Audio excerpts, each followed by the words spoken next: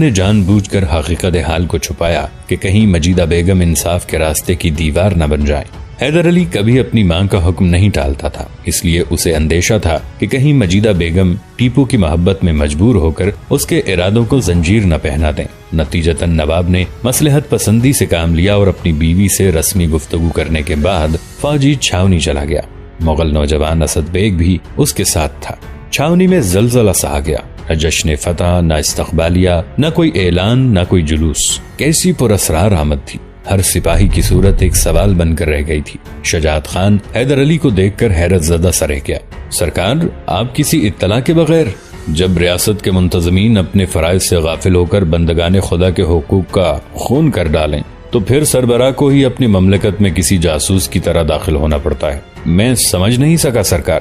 شجاعت خان کا چہرہ فق ہو گیا اور حیرت کی زبانی سے اس کی آنکھوں میں عجیب عجیب رنگ ابھر کر ڈھونڈنے لگے۔ چپ ہو جا لونڈی بچے، حیدر علی نے اپنے معتمد خاص کو ڈانٹتے ہوئے کہا۔ ٹیپو کو فوراً ہماری خدمت میں پیش کر۔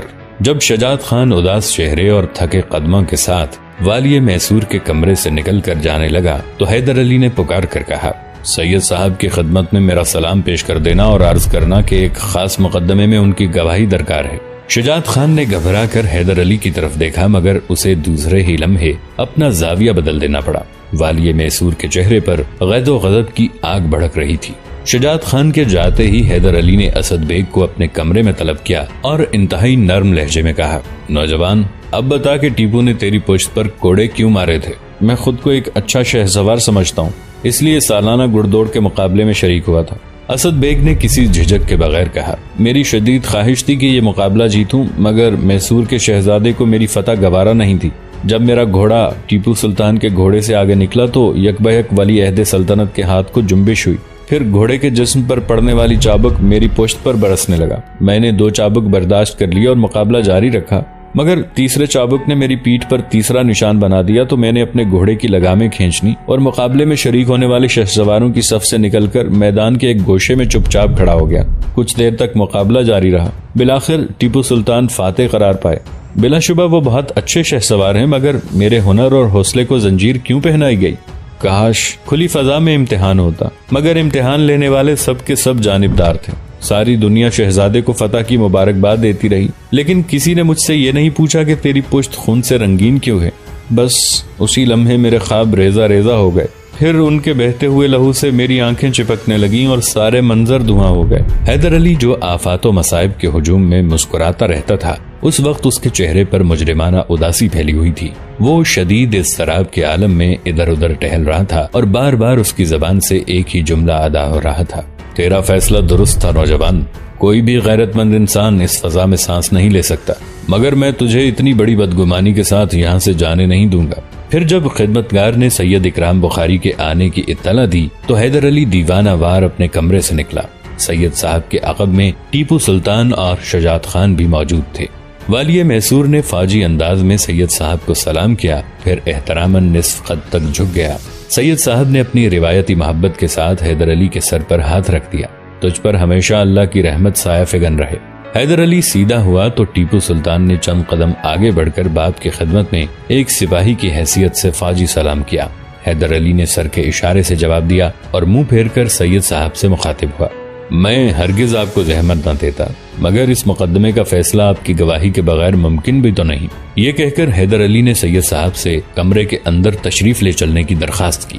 سید صاحب کے پیچھے والی میسور، پھر سلطان ٹیپو، پھر شجاعت خان کمرے میں داخل ہوئے۔ اسد بیگ نے ایک بزرگ کو سامنے پا کر ادب سے سلام کیا۔ ٹیپو سلطان نے مغل نوجوان کو دیکھا تو لرز کر رہ گیا۔ شجاعت خان بھی بدحواس نظر آنے لگا۔ سید صاحب کرسی پر تشریف فرما ہوئے تو نواب حیدر علی بھی برابر کی کرسی پر بیٹھ گیا اور ٹیپو سلطان کو اسد بیگ کے قریب کھڑا ہونے کا حکم دیا۔ پھر اسد بیگ کی طرف اشارہ کرتے ہوئے سید اکرام بخاری سے مخاطب ہوا، یہی وہ مدعی ہے جس نے آپ کے شاگرد ٹیپو کے خلاف میری عدالت میں دعویٰ دائر کیا ہے۔ سید صاحب نے بہت غور سے اسد بیگ کی طرف دیکھا اور بہت آہستہ لہجے میں فرمانے لگے، نوجوان، آخر ٹیپو نے کیا جرم کیا ہے؟ اسد بیگ نے اپنے ساتھ پیش آنے والے واقعے کی تفصیلات بیان کی تو سید صاحب کا روشن چہرہ بجھ کر رہ گیا۔ فرزند، تم نے مجھے بہت مایوس کیا۔ سید صاحب کی آواز میں بڑی خلش تھی، یہ کیسا ظلم ہے اور کیسی ناانصافی ہے؟ میں نے تو آج تک تمہیں ایسا کوئی سبق نہیں دیا۔ ٹیپو اس قدر غیرت مند اور حساس لڑکا تھا کہ اپنے استاد کے الفاظ کا ہلکا سا نشتر برداشت نہ کر سکا اور بے اختیار رونے لگا۔ وہ میری اضطراری غلطی تھی جس پر بعد میں مجھے شدید ندامت محسوس ہوئی۔ اس نوجوان کو میں نے بہت تلاش کیا تاکہ اس سے معافی مانگ کر اپنے جرم کی تلافی کر سکوں، مگر میں اپنی کوششوں میں کامیاب نہ ہو سکا۔ یہ شخص نہ جانے کہاں کھو گیا تھا۔ کھو نہیں گیا تھا، حیدر علی نے انتہائی تند و تیز لہجے میں ولی عہد سلطنت کو ڈانٹتے ہوئے کہا۔ تمہارے جبر و ستم کے خلاف احتجاج کرنے میرے پاس حیدر نگر گیا تھا۔ بابا محترم، میں اپنی اس غلطی پر بہت نادم ہوں۔ ٹیپو کے بہتے ہوئے آنسوؤں میں کچھ اور تیزی آ گئی تھی۔ میں نے اپنے استاد گرامی کو بھی آزار پہنچایا، آپ کو بھی اور اس نوجوان کو بھی۔ ندامت اور معافی سے کام نہیں چلے گا فرزند۔ حیدر علی کا لہجہ بدستور غضبناک تھا۔ آنکھ کے بدلے آنکھ، کان کے بدلے کان اور زخم کے بدلے زخم۔ ٹیپو سلطان بدحواس ہو کر باپ کی طرف دیکھنے لگا۔ اسی میدان میں ہزاروں انسانوں کے سامنے یہ نوجوان تمہاری پشت پر 3 درے مارے گا، بس یہی انصاف ہے، اس کے سوا کچھ نہیں۔ والی میسور نے فیصلہ سنا دیا تھا۔ ابھی حیدر علی کے الفاظ کی گونج باقی تھی کہ مغل نوجوان اسد بیگ پکار اٹھا۔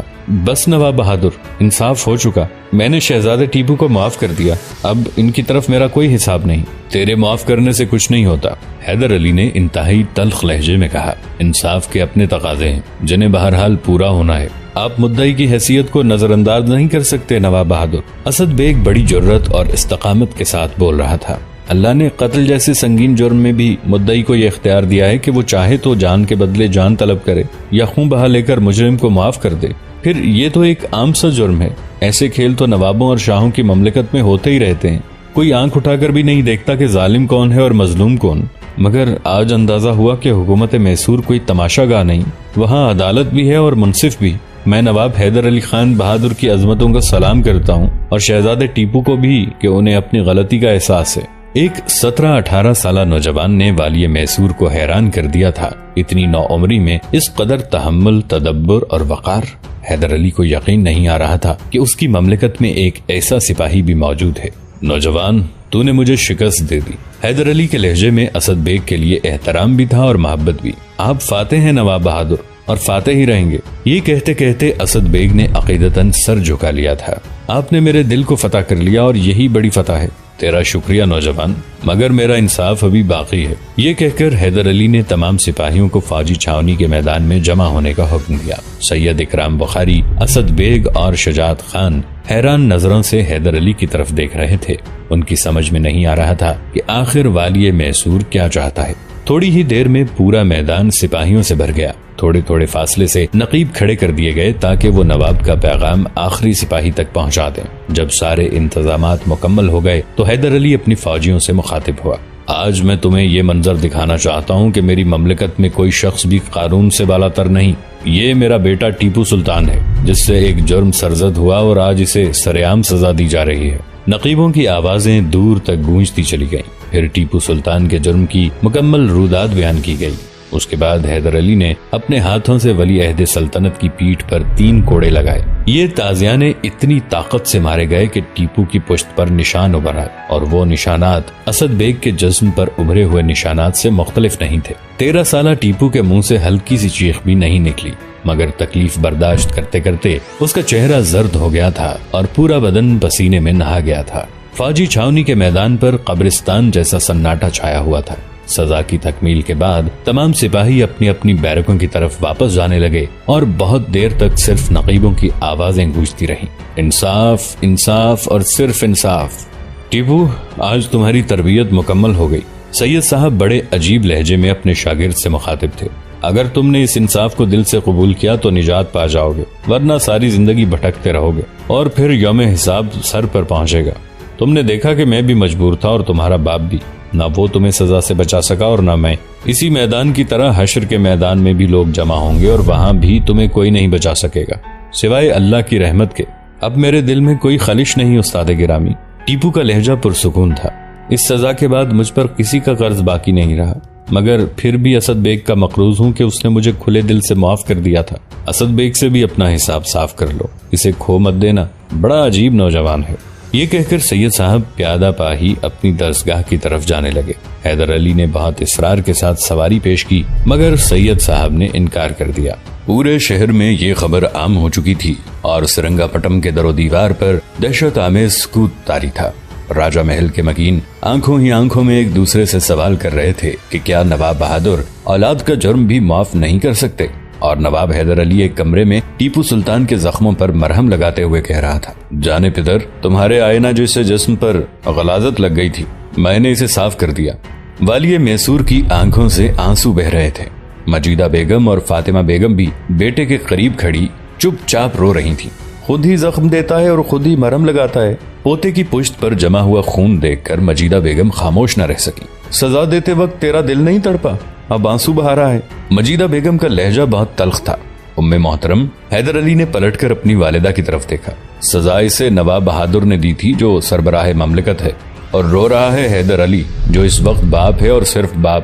تھوڑی ہی دیر میں سریتا بھی وہاں پہنچ گئی اور ٹیپو کے زخموں کو دیکھ کر بے اختیار رونے لگی۔ لڑکی، تجھے یہاں آنے کی اجازت کس نے دی؟ حیدر علی نے غضبناک لہجے میں برہمن زادی سے سوال کیا۔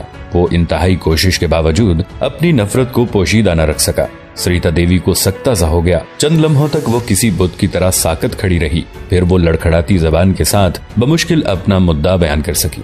مہاراج، کیا میں اس گھر کی فرد نہیں ہوں، اور کیا مجھے کنور کے دکھوں میں شریک ہونے کا کوئی حق نہیں ہے؟ سریتا کے لفظوں میں دل کا درد شامل تھا۔ اس سے پہلے تو مجھے اجازت لینے کی ضرورت محسوس نہیں ہوئی، پھر آج یہ تبدیلی کیوں؟ کیا آج مجھ سے کوئی گناہ سرزد ہو گیا ہے مہاراج؟ سریتا کی حالت غیر ہوتی جا رہی تھی۔ اب اس گھر سے تیرا کوئی تعلق نہیں۔ حیدر علی نے تمام مصلحتوں کو بالائے طاق رکھ دیا تھا اور ایک لمحہ ضائع کیے بغیر ٹیپو اور سریتا کے درمیان ہمیشہ کے لیے ایک آہنی دیوار کھینچ دینا چاہتا تھا۔ آئندہ کبھی ادھر کا رخ نہ کرنا، ہم سے تیرا کوئی رشتہ نہیں ہے۔ سریتا کچھ دیر کے لیے خاموش کھڑی رہی مگر اس کے چہرے کے تاثرات دیکھ کر حیدر علی کو محسوس ہو رہا تھا کہ جیسے برہمن زادی کی روح پگھل رہی ہے۔ پھر آہستہ آہستہ اس کے ہونٹوں کو جنبش ہوئی۔ اتنی محبت دی کیوں تھی کہ آج بھکاری کی طرح ٹھکرا دیا؟ شاہوں کے کھیل بھی عجیب ہوتے ہیں، خوش ہوئے تو مسند وزارت بخش دی، ناراض ہوئے تو پس دیوارے زندہ ڈال دیا، اس کے جسم سے مقتل سجا دیا۔ نواب حیدر علی سریتا کی گفتگو سن کر حیران رہ گیا۔ 1.5 سال کے مختصر سے عرصے میں وہ بہت بدل گئی تھی۔ شاید یہ سید صاحب کی تعلیم و تربیت کا نتیجہ ہے۔ وہ دل ہی دل میں سوچ رہا تھا کہ دوبارہ سریتا کی آواز ابھری، میں جا رہی ہوں مہاراج، مگر اس گھرانے سے میرا رشتہ کبھی نہیں ٹوٹے گا۔ آپ تاج و تخت والے ہیں، اس لیے رشتوں کے توڑنے پر پورا اختیار رکھتے ہیں، مگر ہم اہل دل اور غریب لوگ ہیں، اگر رشتہ توڑنا بھی چاہیں تو نہیں توڑ سکتے۔ یہ کہہ کر سریتا دیوی چند قدم آگے بڑھی اور ٹیپو کے قریب پہنچ کر رک گئی۔ کنور، میں جا رہی ہوں، مگر تم اپنا بہت خیال رکھنا۔ سریتا کے ہونٹوں سے محبت کا سمندر ابل رہا تھا۔ یہ زمین تمہارے دشمنوں سے بھری ہوئی ہے، اپنے سائے سے بھی ہوشیار رہنا، اللہ تمہاری حفاظت کرے۔ یہ کہہ کر سریتا دیوی تیز قدموں سے باہر چلی آئی۔ اس نے ایک بار بھی پیچھے مڑ کر نہیں دیکھا۔ ٹیپو کو پہلی بار برہمن زادی کے لیے اپنے دل میں ایک عجیب سی خلش کا احساس ہوا۔ اسے اپنے باپ کا رویہ گراں گزرا تھا مگر وہ احترام کے پیش نظر خاموش رہا۔ بیٹے، تمہیں اس معصوم لڑکی کے ساتھ ایسا جارحانہ سلوک نہیں کرنا چاہیے تھا، مجیدہ بیگم نے احتجاج کرتے ہوئے کہا۔ آپ نے محسوس نہیں کیا مادر گرامی، ٹیپو کو دیکھ کر اس کا کیا حال ہو گیا تھا؟ حیدر علی کے لہجے کی تلخی بدستور تھی۔ اس کی آنکھوں کے آنسو آپ سب کے آنسوں سے مقدار میں زیادہ تھے۔ آخر یہ کیا ہے؟ برسوں کی رفاقت کا نتیجہ، نواب کی والدہ نے معصومانہ انداز میں جواب دیا۔ آپ ان آنسوں کی حقیقت نہیں جانتی۔ حیدر علی نے مجیدہ بیگم کی وکالت کو اب مسترد کر دیا۔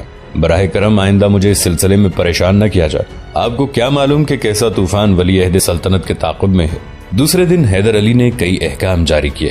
پہلا حکم یہ کہ پرانے قلعے کو آہستہ آہستہ مسمار کر کے نیا قلعہ تعمیر کیا جائے اور راجہ کرشنا کی رہائش گاہ کو اس طرح الگ کر دیا جائے کہ اس کا قلعے سے براہ راست کوئی تعلق نہ رہے۔ دوسرا حکم سلطنت کے تمام ملازمین پر دہشت طاری کر دینے والا تھا۔ حیدر علی نے ان تمام افراد کو برطرف کر دیا تھا جو سالانہ گھڑ دوڑ کے منتظمین تھے اور جنہوں نے ٹیپو کے جرم کی پردہ پوشی کی تھی۔ تیسرا حکم شجاعت خان کے لیے تھا، تو 6 ماہ کے لیے میری نظروں سے دور ہو جا۔ یہ کم سے کم سزا اس لیے ہے کہ تو نے بہرحال ٹیپو کو سمجھانے کی کوشش کی تھی، مگر تیرا بڑا گناہ یہ ہے کہ تو نے مجھے بے خبر رکھا۔ چوتھا حکم پنڈت موہن داس کے لیے تھا۔ حیدر علی نے سری رنگ ناتھ کے مندر کے بڑے پجاری کو خلوت میں طلب کرتے ہوئے کہا تھا، پنڈت، تو اپنی بیٹی اور ماں کو لے کر آج ہی اپنے آبائی مکان میں منتقل ہو جا، اور جس قدر جلدی ممکن ہو श्रीता की शादी कर दे, मैं ये सब कुछ अपनी आंखों से देखना चाहता हूँ। नवाब बहादुर, पंडित मोहनदास सर से पांव तक मुजस्सम सवाल बनकर रह गया था। मुझसे मेरे अहकाम की तफसील मत पूछ, गैरतमंद इंसान है, परेशान हो जाएगा, इसलिए जो कुछ कहा जा रहा है उस पर खामोशी से अमल कर, वक्त बहुत कम है। पंडित मोहनदास राजमहल से बाहर निकला तो उसके चेहरे पर हवाइयां उड़ रही थीं। श्रीता उसी रोज अपने कच्चे मकान में मुंतकिल हो गई, मगर जाते जाते वालिय मैसूर से इतना जरूर कह गई, महाराज, आसमान के फासले भी मेरे लिए कोई हकीकत नहीं रखते। बड़ा बलीग और गहरा इशारा था। नवाब हैदर अली एक 15 साल लड़की के दावे का जवाब न दे सका, मगर दिल ही दिल में पेचोताब खाकर रह गया। जब मैं शादी ही नहीं करना चाहती तो फिर इस वजाहत की क्या जरूरत है कि फलां घराना मुअज़्ज़ज़ है और फलां खानदान मोहतरम। पंडित मोहनदास ने बेटी के सामने हाथ जोड़ दिए। मैंने नवाब बहादुर से वादा किया है, मेरी लाज रख ले श्रीता। नवाब बहादुर कौन होते हैं मेरी जिंदगी का सौदा करने वाले? श्रीता के दिलकश चेहरे पर शदीद गुस्से के आसार नुमाया थे। हर बेटी को एक ना एक दिन तो रुखसत होना ही पड़ता है। पंडित मोहनदास झुका जा रहा था, मगर मेरी रुखसती का वक्त अभी नहीं आया। नर्म नाजुक लड़की देखते ही देखते चट्टान बन गई थी। जब वक्त आएगा तो इस शान से रुखसत होंगी कि दुनिया वाले देखते रह जाएंगे।